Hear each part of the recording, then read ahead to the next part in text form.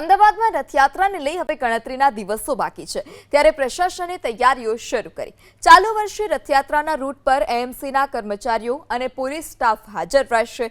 2 વર્ષ પહેલા દરિયાપુર વિસ્તારમાં રથયાત્રા નીકળતા સમયે બાલ્કની ધરાશાયી થતા નાસભાગ મચી હતી, ત્યારે હવે ભગવાન જગન્નાથજીની રથયાત્રાના રૂટ પર એએમસીનો સ્ટાફ અને પોલીસ કર્મચારીઓ ખડે પગે રહેશે। તેમજ જૂના મકાનોના સર્વે પૂર્ણ કર્યા બાદ અલગ અલગ યાદી બનાવવામાં આવશે। ચાલુ વર્ષે મધ્ય ઝોનમાં હાલ સુધીમાં 264 જર્જરિત મકાનોને નોટિસ ફટકારવામાં આવી છે। તેની સામે 155 મકાનોના લાઇટ અને પાણી તે ઉપરાંત વીજ કનેક્શન પણ કાપી નાખવામાં આવ્યા।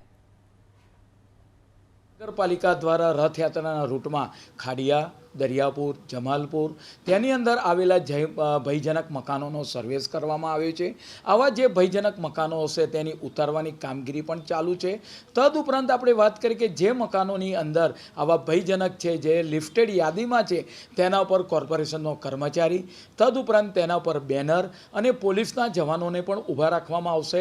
પરિણામે ભૂતકાળમાં કોઈ ઘટના જે બની હતી એવી રિપીટ ન થાય, ગેલેરીની અંદર જરૂર કરતાં વધારે માણસો ભેગા ન થાય અને કોઈને પણ જાનહાનિ ન થાય, એટલે મહાનગરપાલિકા દ્વારા પ્રિકોશન તરીકે આ જે ગેલેરી આવેલી છે, ભયજનક મકાન આવ્યા છે, ત્યાં કોર્પોરેશન પોતાનો સ્ટાફ ડેપ્યુટ કરશે।